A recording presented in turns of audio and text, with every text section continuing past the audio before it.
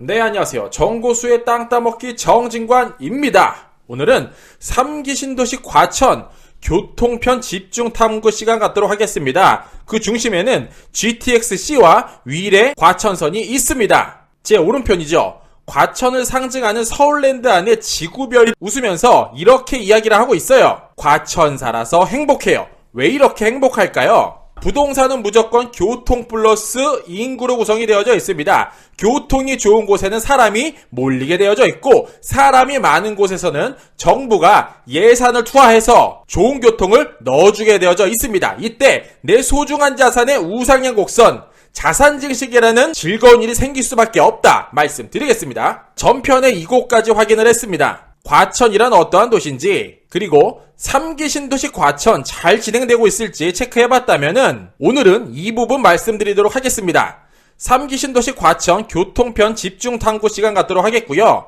GTX-C 노선 어떻게 진행되며 과천 위례선 어떻게 노선 들어가는지 알아보도록 하겠습니다. 출발하겠습니다.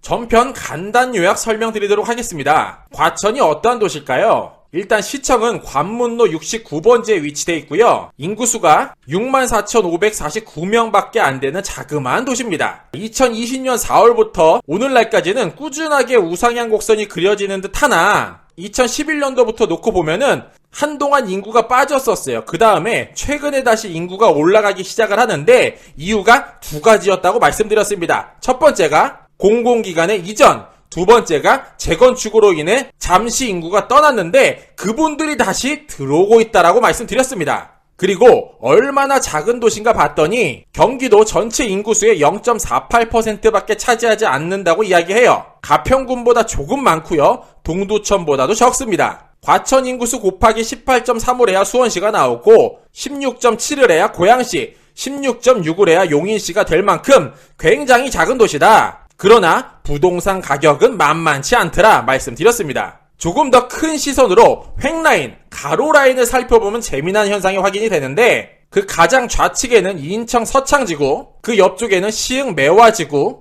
더불어서 매화산업단지, 이쪽 일대에 신안산선 들어간다고 이야기하고 있죠. 그 옆쪽에는 광명 시흥 테크노밸리, 그 바로 옆쪽에는 광명 역세권, 그리고 가장 동쪽 끝쪽에는 판교 창조밸리, 그 가운데 격에 과천 지식정보타운이 만들어졌다고 말씀드렸습니다. 여기에서 핵심은 높은 산을 빼고는 전부 다 개발이 됐더라. 더불어서 사람만 먹고 살만한 도시만 넣어주는 것이 아니라 일자리와 편리한 교통편도 더불어 같이 들어갔고, 이때 굉장히 높은 폭으로 부동산의 가치가 상승이 됐더라 말씀드렸습니다. 자, 그러면 본격적으로 3기 신도시 과천 일정 및 교통편 확인해 보도록 하겠습니다. 그 어떤 뉴스보다 정확한 자료 3기 신도시 홈페이지로 이동해 보겠습니다. 주요 지구 현황이라는 걸 클릭하게 되면은 이러한 창이 뜹니다. 지구명은 과천 공공주택 지구고요. 면적은 약 51만 평, 위치는 과천동, 주암동, 막계동 일원이라고 표기가 되어져 있고요. 가장 핵심이죠. 주택은 7,000호,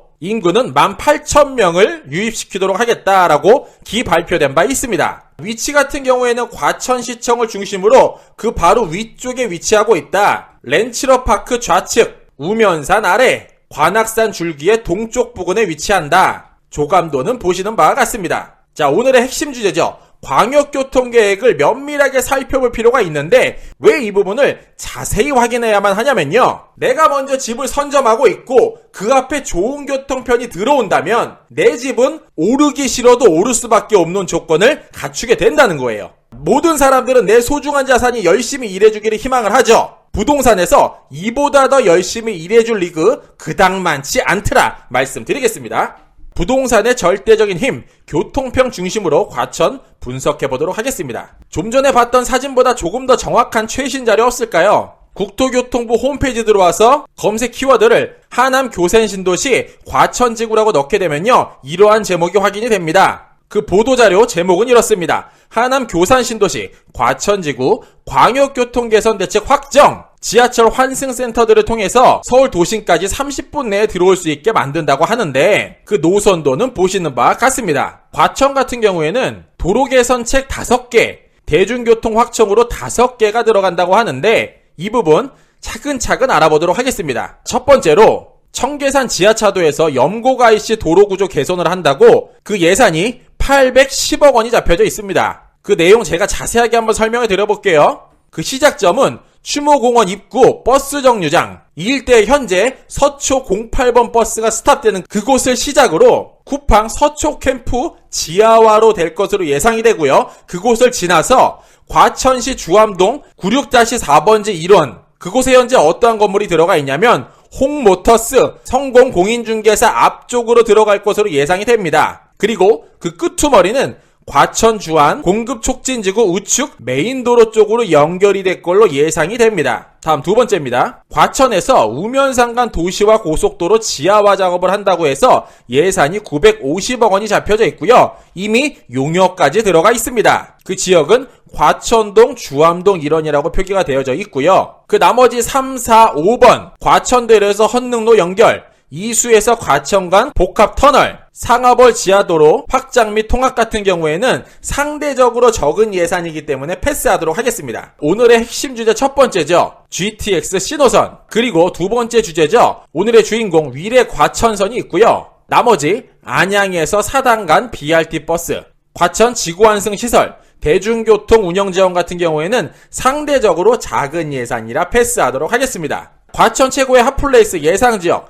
GTX 신호선과 위례과천선이 정차할 그곳, 오늘의 핵심입니다. 과천청사역에 대해서 알아보도록 하겠습니다. 자, 이 일대 현재 아파트 어떻게 구성이 되어져 있을까요? 제가 여기 정부과천청사역을 중심으로 놓고 도보 10분 거리를 동그랗게 핑크 색깔로 표시를 해봤어요. 이 일대 안에 들어가 있는 대장주 아파트 이름 말씀드리도록 하겠습니다. 주공 4단지 아파트 있고요. 주공 5단지 과천 센트레빌 아스테리움 아파트, 과천 위버필드 아파트, 과천 푸르지오 서밋 아파트, 레미안 슈루 아파트, 과천 자이 2021년 11월 예정이고요. 이 아파트 촌 정가운데로 4호선과 위례 과천선과 GTX 신호선이 들어간다고 말씀드리는 부분이에요. 자, 이렇게 생각해 볼 필요가 있겠죠. 현재는 4호선밖에 들어가 있지 않는 이곳에 앞으로 철도가 더 들어간다? 그러면은 지금 만약에 높은 가격을 형성되어 있는 존이라 하더라도 철도가 하나하나 꽂힐 때마다 더욱더 올라간다는 것은 분명한 명제일 것 같아요. 그러면 이 일대 아파트 현재 얼마 정도로 구성이 되었나 봤더니 대략 10억 원 초반대에서 아주 높게는 30억 원대까지 형성이 되어져 있다는 것을 알 수 있게 됩니다. 그러면 4호선 기존에 있는 철도 말고 GTX 신호선 어떻게 진행 중일까요? 최근 뉴스로 알아보도록 하겠습니다. GTX AB 신호선 노선도 가지고 왔고요. 가장 북쪽에는 덕정역, 그 아래는 의정부, 창동, 광운대, 청량리, 삼성 찍고요.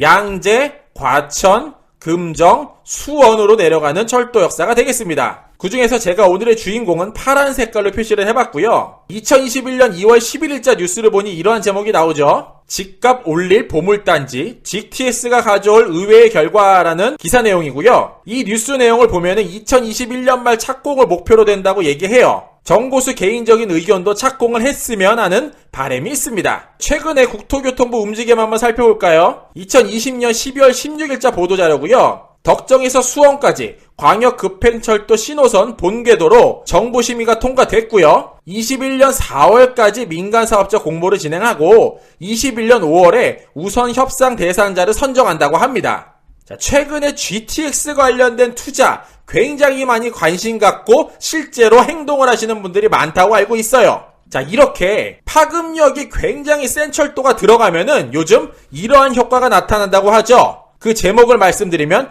빨대 효과라고 합니다. 지역 교통망이 개선되면서 인적 물적 자원이 대도시로 집중하는 현상이 심화되는 것을 말한다. 특히 의료나 대형 유통시설에서 두드러지게 나타난다. 이와 같은 현상은 국내에서뿐만 아니라 외국에서도 다방면으로 증명이 됐다라고 기사 내용에 보면 확인이 됩니다. 뿐만 아니라 우리나라 사례를 한번 말씀드려보면은 서울에서 동대구 부산을 연결하는 경부선 KTX가 뚫리면서 대구 상권이 휘청거렸던 일은 상권 연구자들에게는 아주 익숙한 이야기다. 그 내용은 이거죠. 대구 지역 백화점들이 심각한 경영난을 겪었고 대형 병원도 어려움에 처했는데 그 이유는 KTX를 타고 1시간 30분만 이동을 하면은 서울까지 도착을 해서 그 일대에서 여러 가지 병원이나 백화점, 기타 유흥시설들을 즐길 수 있는데 굳이 내가 지방에서 왜 병원 진료를 봐야 돼? 이러한 생각으로 인해서 빨대역과 서울로 모조리 다 빨아들이고 있다는 것입니다. 정부는 사실 이러한 거를 기대하고 교통을 만들죠. 너무 많은 인구가 서울 경기권으로 몰려드니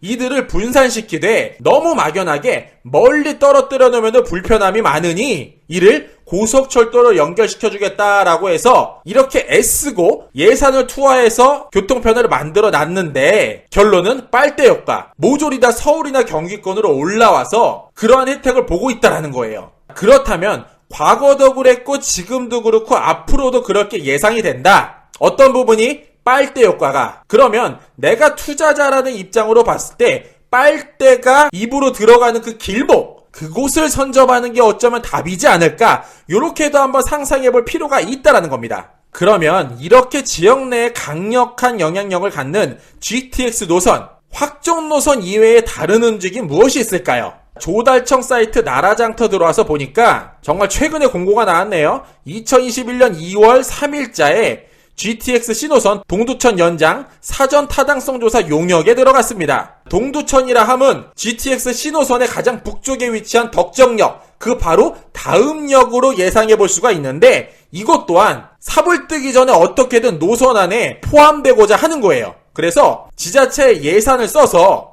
야, 기왕 만드는 거 우리까지 좀 연결해주면 안 되겠냐라고 읍조를 하겠다라는 거예요. 과연 위로만 뻗어나갈까요? 수원 밑에 평택에서도 이러한 움직임이 보입니다. 경기 남부 광역교통 수요 대응을 위한 GTX 신호선 평택 연장 토론회. 그래서 많은 분들이 모여가지고 회의를 하고 결과 도출을 하기 위해 애쓰고 있다. 신호선 들어간다면 어디로 들어간다라고 예상해 볼 수가 있을까요? 정보수 예상해 봅니다. 지제역이 아닐까 생각을 하는데 지제역 같은 경우에는 사실 평택의 관문이라고 해도 과언이 아니에요. 현재 1호선 들어가 있고요. SRT 들어가 있고요. KTX 들어갈 예정이고요.